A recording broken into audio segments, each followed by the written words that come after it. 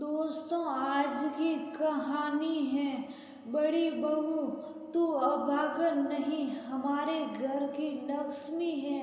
दोस्तों, कहानी शुरू करने से पहले अगर आपने हमारे चैनल को अभी तक सब्सक्राइब नहीं किया हो तो कर लीजिए ताकि आपके पास पहुंच सके हर नया वीडियो।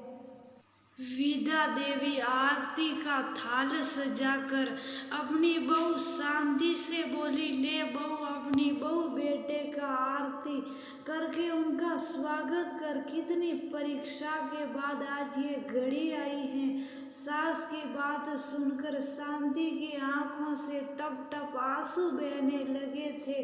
उसके पति शेखर, उसका और उसके दो देवर आकाश और अनुज का कितना बड़ा अरमान था बड़े बेटे वैभव की शादी धूमधाम से करने का।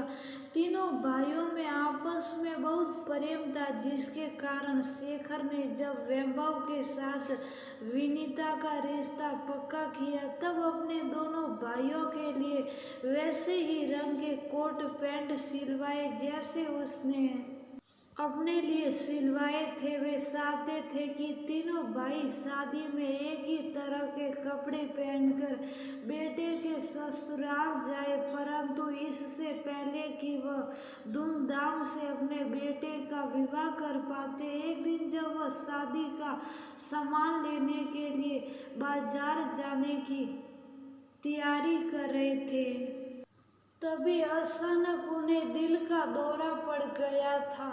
तब अनुज और आकाश ने तुरंत उन्हें अस्पताल में दाखिला करा दिया था, लेकिन कई दिन तक डॉक्टर की तमाम कोशिशों के बाद भी वह उन्हें बचा नहीं सके थे। उन्हें अचानक से दोबारा दिल का दौरा पड़ गया था, जिससे हमेशा के लिए उनकी सांसें थम गई थी। तब दोनों भाइयों ने अपने दिल पर पत्थर रखकर उन्हें वही सूट पहनवाया जो उन्हें शादी के लिए सिलवाया था, जिसे देखकर वहां मौजूद सभी लोगों की आंखें आंसू से सजल हो गई थी। शांति का अपने पति को ऐसी अवस्था में देखकर रो रो कर बुरा हाल हो गया था। वह रोते हुए पति का मुख देखकर बोली, तुम्हारे बिना मैं अकेली रह गई, अब मैं बेटे का विवाह कैसे करूंगी, हमारे तो सारे अरमान अधूरे रह गए। तब विद्या देवी ने बड़ी मुश्किल से उसे समझाया, तू अकेली नहीं है, हम सब तेरे साथ हैं। जब अपनों का साथ मिलेगा तो बेटे का विवाह जरूर होगा। कहते हुए वो ने अपने प्यारे बेटे को रोते हुए अंतिम सफर पर विदा कर दिया था। कुदरत ने उनके साथ बहुत बड़ा दर्दनाक खेल खेला था। जिस दिन पोते की शादी होनी थी वही तिथि बेटे की 13वीं की तिथि बन गई।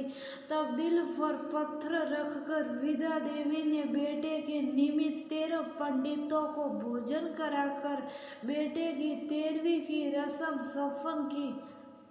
पति के जाने के बाद शांति का मन बेहद दुखी हो गया था। तब अनुज और आकाश ने उन्हें दिलासा देते हुए कहा, भाभी भैया को तो हम ला नहीं सकते, लेकिन वैभव की शादी में हम कोई कसर नहीं छोड़ेंगे। आप बस आदेश देना, हम सारा काम खुद कर देंगे। दोनों देवरों की बात सुनकर शांति खामोशी से उन्हें निहारने लगी थी। तब अनुज और आकाश ने घर के सारे काम की जिम्मेदारी अपनी पत्नियों आभा और अर्चना को सौंप दी और खुद दोबारा से कार्ड छपवाना और शादी के लिए सामान लाने जैसे सारे काम संभाल लिए।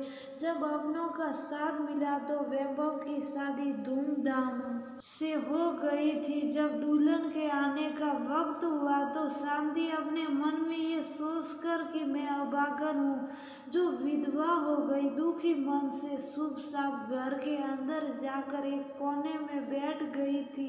जब विदा देवी ने बहू का दुखी चेहरा देखा तो जल्दी से आरती का थाल सजा कर लाई और शांति से बेटे बहू का स्वागत करने को कहा।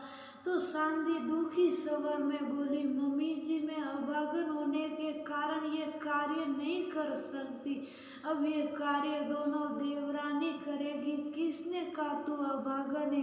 अरे तुझसे ही तो मेरा घर रोशन है, तेरी वजह से ही तो आज मैं अपने पोते का विवाह देख रही हूँ। चल आरती करके अपनी बहू बेटे का स्वागत कर, नहीं तो मेरा बेटा नाराज हो जाएगा। वह ऊपर बैठकर सब कुछ देख रहा है।